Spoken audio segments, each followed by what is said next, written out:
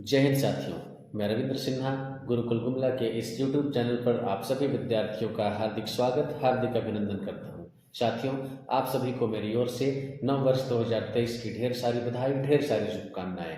दोस्तों, विगत कुछ समय से व्यक्तिगत कारणों की वजह से मैं करंट अफेयर्स के प्रश्न आपके बीच नहीं ला पा रहा था, लेकिन अब इस नए साल की शुरुआत में करंट अफेयर्स के इस कारवां को आगे बढ़ाते हुए मैं प्रतिदिन वीडियो डालने की कोशिश करूंगा।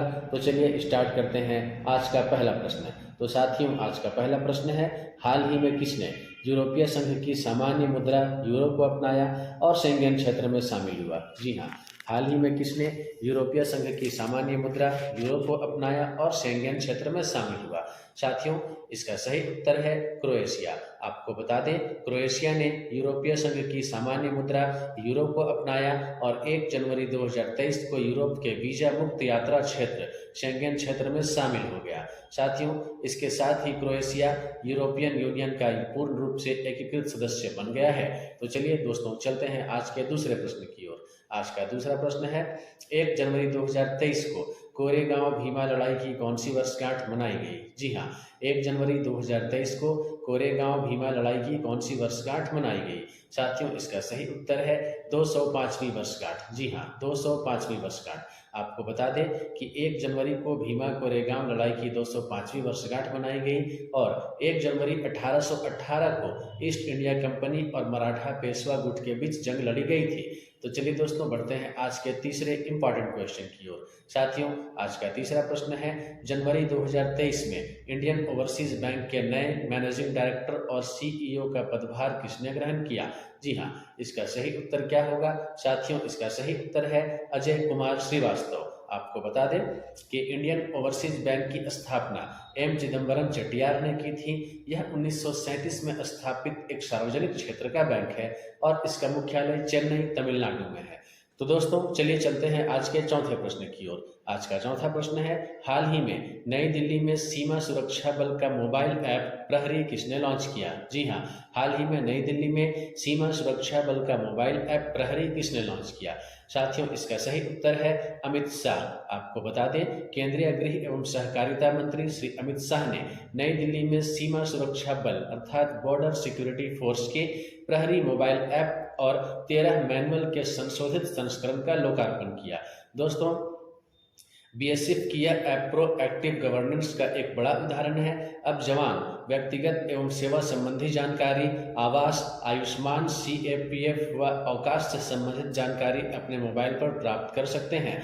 तो चलिए चलते हैं आज के पांचवें इंपॉर्टेंट प्रश्न की ओर। साथियों, आज का पांचवा प्रश्न है, हाल ही में भारतीय सेना के अगले इंजीनियर इन चीफ के रूप में किसे नियुक्त किया गया है? जी हाँ, हाल ही में भारतीय सेना के अगले इंजीनियर इन चीफ के रूप में किसे नियुक्त किया गया है? साथियों, इसका सही उत्तर है अरविंद वालिया।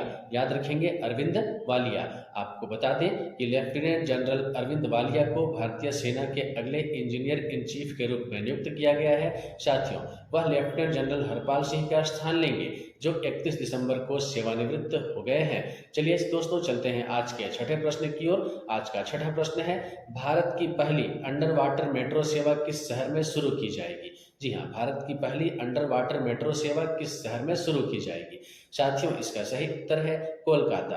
आपको बता दें, कोलकाता मेट्रो का ईस्ट वेस्ट कॉरिडोर 15 किलोमीटर लंबा है और इसी कड़ी में भारत की पहली अंडर वाटर मेट्रो सेवा दिसंबर 2023 तक शुरू होगी। चलिए साथियों, चलते हैं आज के सातवें इंपॉर्टेंट प्रश्न की ओर। आज का सातवां प्रश्न है, हाल ही में पहले KR गौरी अम्मा राष्ट्रीय पुरस्कार के लिए किसे चुना गया? जी हाँ, हाल ही में पहले KR गौरी अम्मा राष्ट्रीय पुरस्कार किसे चुना गया? साथियों, इसका सही उत्तर है एलिडा गुएरा। जी हाँ, एलिडा गुएरा। चलिए आपको बताते हैं इसके बारे में कुछ इंपॉर्टेंट फैक्ट्स। साथियों, पहले KR गौरी अम्मा नेशनल अवार्ड की घोषणा कर दी गई है और यह अवार्ड क्यूबा की सोशल एक्टिविस्ट डॉक्टर एलिडा गुएरा को दिया गया है। दोस्तों, यह अवार्ड आर गौरी अम्मा फाउंडेशन के द्वारा स्थापित किया गया है।